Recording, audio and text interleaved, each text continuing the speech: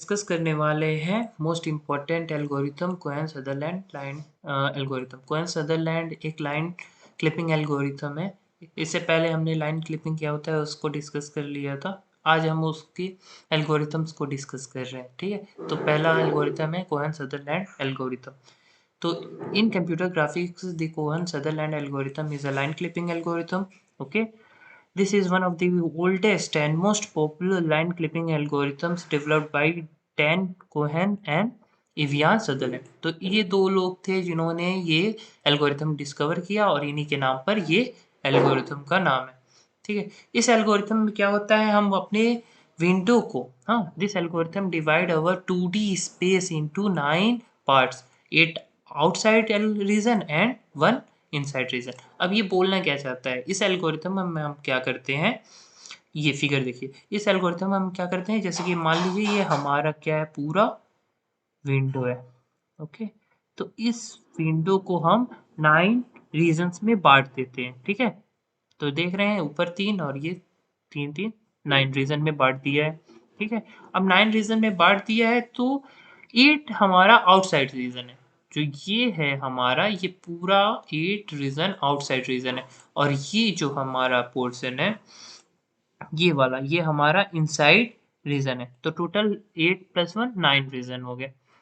Okay, अब क्या है इसमें जो है, ये क्योंकि हमारा विंडो है, ठीक है, विंडो कोऑर्डिनेट है, ठीक है, विंडो है, विंडो एरिया है, तो इसको हमने 9 रीजन में डिवाइड कर दिया है। जो इनर रीजन है, ठीक है, जो इनर रीजन है, ये जहाँ पर 4, ये सभी रीजन्स को हम बिट से डिफाइन किया है, हाँ, बिट से रिप्रेजेंट किए हैं, ताकि हम अलग अलग रीजन्स को इजिली आइडेंटिफाई कर सके। 4 बिट से इन्हें डिफाइन किया गया है। ठीक है, जैसे कि इस पहले वाले रीजन को 1001 से डिफाइन किया गया है, फिर 1000 ऐसे करके हम सारे रीजन्स को डिफाइन किए।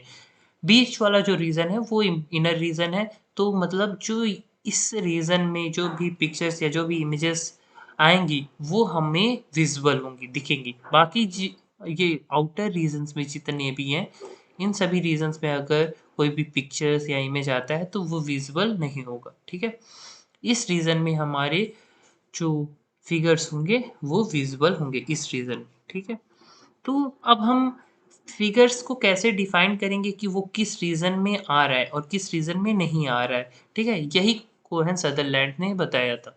इसका एक मेरे पास ट्रिक है, आपको बताते हैं। क्योंकि ये जो 9 रीजन्स हैं, हम 9 रीजन्स को 4 बिट्स से डिफाइन करते हैं। ठीक है, उन्हें आइडेंटिफाई करते हैं। ठीक है, तो 4 बिट्स को डिफाइन करने का एक अच्छा तरीका है TPR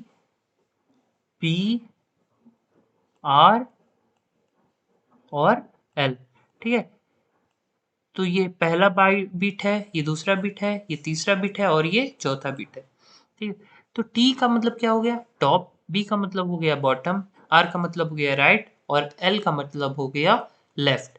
मैं ये आपको तरीका बता रहा हूँ कैसे आप आइडेंटिफाई करोगे, क्योंकि ये फिगर बनाने को आता है। कोहेन सदरलैंड में ये फिगर ही मोस्ट इंपॉर्टेंट है। ठीक है, तो इनके फिगर तो बनाओगे, इनके रीजंस की कैसे याद करोगे कि कौन से रीजन में कितने बिट हो गए, उसके तरीके मैं बता रहा हूँ। तो ये टॉप है, बॉटम है, राइट है, लेफ्ट है। ठीक है, टॉप जो होता है, अगर वो रीजन टॉप पे प्रेजेंट है तो उसे हम 1 से रिप्रेजेंट करेंगे, और अगर वो टॉप में नहीं प्रेजेंट है तो 0 से।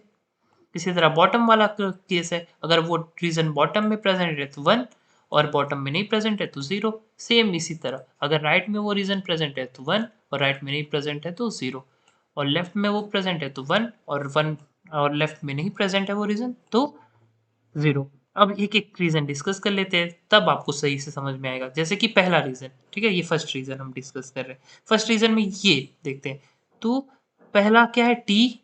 टी मीन्स होता है टॉप। तो देखो ये पहला रीजन क्या है, टॉप पे है। ठीक है, टॉप पे है तो इसको 1 कर दिया हमने। फिर उसके बाद दूसरा क्या है, बॉटम। तो क्या ये बॉटम है, नहीं है ना, तो बॉटम नहीं है, तो इसलिए इसको हमने 0 से डिफाइन किया। फिर उसके बाद क्या आता है, आर, राइट। क्या ये राइट साइड है, तो ये राइट साइड नहीं है, तो फिर इसे 0 से डिफाइन किया। और उसके बाद आ गया लेफ्ट। तो लेफ्ट, क्या ये लेफ्ट पोर्शन है, तो हाँ, ये आपका लेफ्ट पोर्शन है, तो 1 से रिप्रेजेंट कर दिया। ओके, इसी तरह सेकंड केस डिस्कस कर लेते हैं। सेकंड केस में फिर से टी से हम डिफाइन करेंगे, स्टार्ट करेंगे। तो टी ये क्या टॉप है? हाँ टॉप है, तो 1 से रिप्रेजेंट किया। फिर उसके बाद बॉटम, क्या ये बॉटम है? नहीं, तो 0। राइट है? नहीं, 0। और क्या ये लेफ्ट है? 0, क्योंकि ये सेंटर में आ गया है, तो इसीलिए राइट लेफ्ट भी 0 0 हो गया। इसी तरह इसको डिफाइन किया, इसको डिफाइन किया। अब सेंटर वाली को डिफाइन कर लेते हैं। सेंटर वाला चारों क्यों 0 है? ना तो ये टॉप पे है, ठीक है, सेंटर में है, ना तो ये बॉटम में, ना तो ये राइट है, और ना ही ये लेफ्ट है। इसीलिए ये इस केस में चारों जो बीट्स होंगे वो क्या होंगे? 0 होंगे।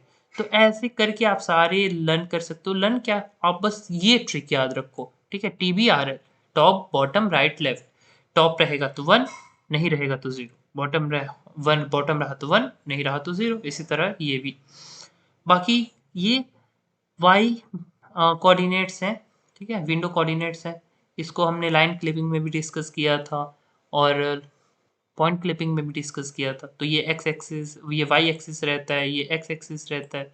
ओके, और फिर ये हमने उसके अकॉर्डिंग इनके कोऑर्डिनेट्स के नाम भी लिखे थे। तो ये मैक्सिमम, वाई मैक्सिमम, ये इस बेसिस पे बताया गया है। ये कोऑर्डिनेट इस बेसिस पे बनाया गया है, इस रीजन के बेसिस में। तो ये एक्स मिनिमम हो गया, ये एक्स मैक्सिमम हो गया विंडो का, और ये वाई मिनिमम मैक्सिमम, और ये वाई मिनिमम हो गया, ये पोर्शन। अब यही कॉन्सेप्ट्स को हमने थ्योरेटिकली ऊपर लिखा है, ठीक है, तो उसको एक बार पढ़ लेते हैं। तो each of the 9 reasons are associated with the windows assigned a 4-bit code to identify their that reason। ठीक है, तो 4-bit कोड में हम सभी रीजंस को लिखते हैं, रिप्रेजेंट करते हैं, ताकि उन्हें इजिली आइडेंटिफाई कर सके, हर रीजन को particularly. Okay. Each endpoints of the lines is then assigned a code of the regions in which it lies। 4-bit codes are called region code or out code। हाँ, output code. तो reason code बोलो इन्हें, या output code बोलो, जो ये 4 bit है इन्हीं को बता रहा है। And region codes is computed for each of the 2 points of the lines. ठीक है, तो ये लाइन जो हम ड्रॉ करेंगे, मान लीजिए कोई लाइन ड्रॉ करते हैं, क्योंकि हम ये लाइन का ही एल्गोरिथम है, तो जो भी हम लाइन ड्रॉ करेंगे उसे उसके पॉइंट से हम इन रीजंस को डिफाइन करते हैं, ठीक है। और उस रीजंस को डिफाइन करते हैं, और उससे हम पता करते हैं कि वो लाइन पूरी तरह से डिस्प्ले होगी, या आधी डिस्प्ले होगी, आधी नहीं होगी, ठीक, या पूरी डिस्प्ले नहीं होगी। ओके, और फिर क्या बोला है? For any endpoint x, y of a lines, the codes can be determined that identify each of the regions of endpoint lies। Okay, उसके बाद ये कंडीशंस बताया कि कैसे हम फर्स्ट बिट को डिफाइन करेंगे, सेकंड बिट को डिफाइन करेंगे, थर्ड और फोर्थ। तो वही चीज़ हमने पहले ही डिस्कस कर लिया कि फर्स्ट बिट को कैसे डिफाइन करना है, सेकंड को कैसे डिफाइन करना है, थर्ड को कैसे डिफाइन करना है, और फोर्थ को कैसे डिफाइन करना है। ओके, तो ये 9 रीजंस होते हैं, और 9 रीजंस में 4 बिट के कोड होते हैं, और उन कोड को डिफाइन करना रहता है। जो इनर कोड होता है, उस कोड में उसके अंदर अगर लाइन का पार्ट आता है तो वो विजुअल होगा। बाकी 8 रीजन जो उसके आउटसाइड प्रेजेंट है, अगर उसमें प्रेजेंट होती है लाइन, तो वो विजुअल नहीं होगी। ओके, तो ये 2 केसेस हैं। मान लीजिए कि जो बोथ पॉइंट्स हैं लाइन के, और उनसे जो निकला वो ट्रिपल, सारे बिट्स 0 होते हैं। The entire line is inside the window. तो उस केस में अगर चारों बिट 0 होते हैं, तो वो पूरा लाइन जो है इनसाइड द विंडो है। दैट इज इट्स लॉजिकल, और इज ऑल्सो triple, मतलब 4 zeros। Then in such case the phase of a endpoint say to be draw routine, so the line is traversally accepted। ठीक है, तो traversally accepted में line को हम display करेंगे। इसमें हम कॉन्सेप्ट लगाते हैं लॉजिकल और एंड का। हम बिट वाइज जो ऑपरेशंस होता है वो कॉन्सेप्ट लगाते हैं, ठीक है। एक और तरीका है लॉजिकल और एंड्स की हेल्प से हम इन बिट्स को फाइंड किया जा सकता है, ठीक है। लेकिन मैंने उससे इजी आपको तरीका बता दिया है, तो ये हम टफ तरीके की तरफ क्यों जाए, ठीक है।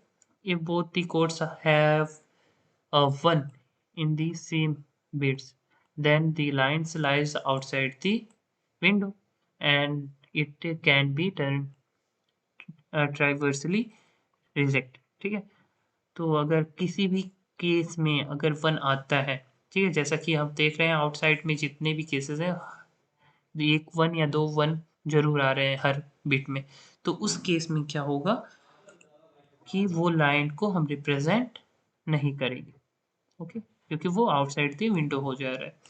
तो ये था कोहेन सदरलैंड क्लिपिंग एल्गोरिथम, हाँ, लाइन क्लिपिंग एल्गोरिथम। होप आप लोगों को ये कॉन्सेप्ट समझ में आया होगा।